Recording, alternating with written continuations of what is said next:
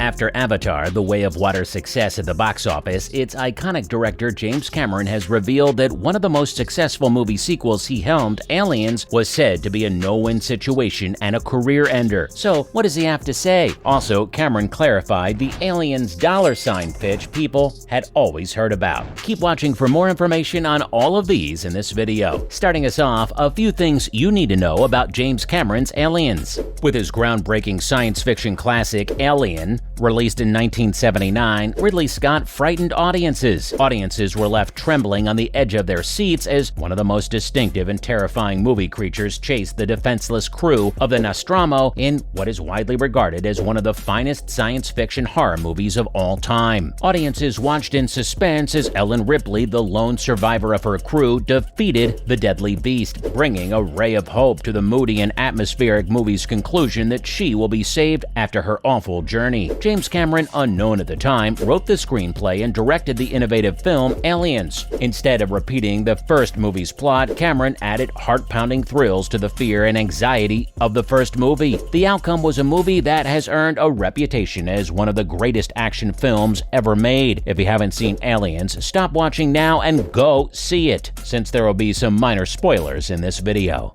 Firstly, James Cameron returns to the Alien script. Based on the caliber of his writing for The Terminator, which was in pre-production, 20th Century Fox decided to commission James Cameron to create a proposal for the Alien sequel. A plot summary for the movie, which he dubbed Alien 2, was created by Cameron. The studio executives didn't receive this outline well, and the plan to make a sequel at that time was abandoned. Meanwhile, Cameron was preparing to begin filming The Terminator with Arnold Schwarzenegger when he learned that since Schwarzenegger needed to shoot Conan the Destroyer, the project will be postponed for 9 months. Cameron decided to work on the Alien sequel again because of this delay. With the extra time, Cameron developed his ideas into a 90-page script representing about 3/4 of the finished film, which was well received by Fox's top brass. Fox agreed to wait until Cameron finished The Terminator before he could continue writing his idea for the Alien sequel. Unfortunately, Cameron had to put off finishing the script since he was about to start production on The Terminator. Fox's selection came as a bit of a surprise, considering that at the time, all of Cameron's filmography consisted of was the B-movie Piranha 2: The Spawning, which was about murderous piranhas with wings that attack humans on land and in the water. Next up is Sigourney's Big Payday. Fearing that the character would be poorly developed and eventually damage the reputation of the original movie, Sigourney Weaver was incredibly hesitant to reprise her role as Ripley. Before reading James Cameron's script, she had declined the number of sequel proposals. Weaver accepted how Ripley was represented and found her relationship with Newt endearing as a mother and daughter. Weaver was now on board, so all that remained was to work out her contract before production could start, which took a long time. In case the discussions failed, the Fox executives tried to persuade Cameron to create a version of the movie without Ripley. Cameron objected, saying that Ripley was the focus of the Alien movie. This gave Sigourney Weaver's agency a considerable edge during the contract negotiations, which ultimately led to a $1 million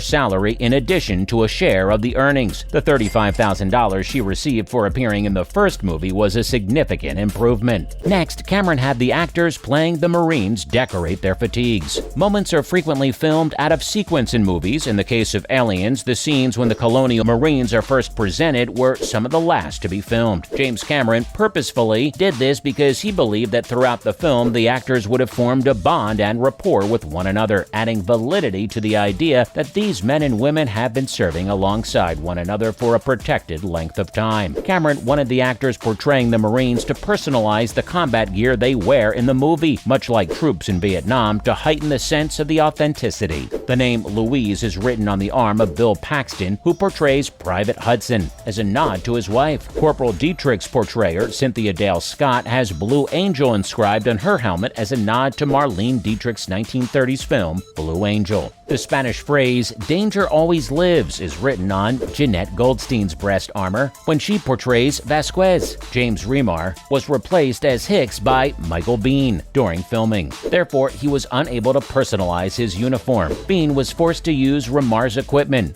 Biehn detested Remar's addition of a heart and padlock to his breastplate because he compared it to having a bullseye. Next up, a last-minute replacement. The Aliens movie was well into principal photography when James Cameron was was compelled to make a dramatic casting adjustment. James Remar was initially cast as the valiant Corporal Dwayne Hicks. Still, the actor was later replaced by Michael Biehn, one of director James Cameron's go-to actors from The Terminator. Remar and Cameron had a falling out over artistic disagreements, the specifics of which were hazy. This was the official explanation for Remar's protracted departure from the movie. James Remar said in a Sidebar podcast interview that his arrest for drug use was the real cause of his termination. The actor says that he was battling drug addiction around the time Aliens was filmed, and he was sacked because the company couldn't afford any delays brought on by his legal troubles. Also, why was James Cameron told that Aliens would be his career ender? Well, it can be very challenging to create a sequel that is as good or better than the original in Hollywood, especially when the original is highly regarded. It takes a lot of hard work, creativity, and dedication to produce a sequel that lives up to expectations and adds to the legacy of the original. In the case of Alien, the sequel Aliens achieved this feat and is widely considered one of the best sci-fi films of all time. The Aliens movie was a significant departure from the original Alien movie in terms of tone and genre. While Alien was a horror film with science fiction elements, Aliens was more of a pure action movie with a heavy emphasis on military themes. However, James Cameron managed to maintain the tension and suspense of the first film while also expanding upon the world building and mythology established by Ridley Scott. Despite being warned that making a sequel to such a beloved and critically acclaimed film could ruin his career, Cameron took the risk and created a classic in its own right. The film was a commercial and critical success and solidified Cameron's status as a top filmmaker in Hollywood. In fact, according to the Avatar director, he was advised that the sequel would be a career ender for him. Avatar: The Way of Water, James Cameron's first movie in 13 years, was released on Friday, and Empire set out to conduct the most epic interview to commemorate the occasion. Hollywood A-listers were invited to ask the renowned director whatever questions they had always wanted to ask him for the magazine. Edgar Wright, the director of Last Night in Soho and a movie enthusiast, asked the Titanic filmmaker whether he was nervous about directing the Alien sequel. When asked about this issue, Cameron recalled the encounter with big shot producers who told him that the project was a lose-lose situation for him. However, Cameron didn't let the prospect of a career ender deter him from following the idea he had so vividly in his brain. He remarked that he had lunch with a big shot producer when he was going to start Aliens, who said that the movie was a no-win for him. Cameron continued that the producer said that Ridley would be credited if the film was successful, and if it were awful, it would entirely be Cameron's fault. Also, a career-ending film for Cameron, but Cameron stated that he was okay with it because he liked the movie and had to go for it. He continued saying that he was probably an idiot fanboy, but he could picture it in his brain so vividly that he had to make it. Now, over 40 years later, it's clear that James Cameron was right to pursue his vision. Aliens is a rare instance of a sequel that upholds the standard set by the first film while forging new ground. Every Alien sequel has attempted to live up to the high bar set by the second film in the Xenomorph saga, but ultimately failed. Despite his best efforts, Ridley Scott could not recapture the enchantment of the original James Cameron directed sequel in his critically panned Prometheus and Alien Covenant films. What else can we say? Never underestimate James Cameron's vision. Finally, James Cameron clarifies the Aliens $ pitch. James Cameron has some legendary stories, which is something we adore. Cameron's mythology continues to develop, from someone putting PCP in the food during the Titanic filming to paying a guy to act as a Terminator to get the movie off the ground by threatening producers. While director James Cameron is reflecting on his career, Avatar: The Way of Water maintains its success at the box office. More stories of Cameron are being told. One of our favorite Cameron stories is that the company decided to make the movie when he entered a box office and scribbled Aliens with a money symbol on a whiteboard. But did it happen? In an interview, Cameron was asked if he hesitated to make a sequel to Ridley Scott's Alien. Even though Cameron himself was unconcerned, he said that a well-known producer had cautioned him against embarking on the project. Also, in a meeting with the studio boss and many executive producers, the filmmaker discussed how he created the sequel's title. Cameron stated that he was in a meeting with the studio boss and executive producers when he flipped his script over and scribbled Alien on the blank side of the last page. Then he drew an S at the very end. He then drew 2 vertical lines through the S and displayed them. Maybe it was merely Pavlovian conditioning, but they saw the money symbol directly associated with the term alien. Perhaps it was the confidence he exuded, but they agreed with the title. Isn't that fascinating? Confidence is everything. The most recent movie Cameron produced and directed is Avatar: The Way of Water. Sam Worthington, Zoe Salda, Joel David Moore, Dilip Rayo, Stephen Lang, Matt Gerald, and Sigourney Weaver all make triumphant comebacks in the Avatar sequel. There are 3 more movies in the works. Avatar 3 is slated for December 20th, 2024, Avatar 4 is slated for December 18th, 2026, and Avatar 5 for December 22nd, 2028. So that's it, guys. Without a doubt, James Cameron is one of the greatest directors in Hollywood, and more movies in the Avatar franchise have already been announced. So do you think James Cameron can work magic with them to continue his success? Let's hear your comments in the section below. Please remember to like and subscribe, and thanks for watching.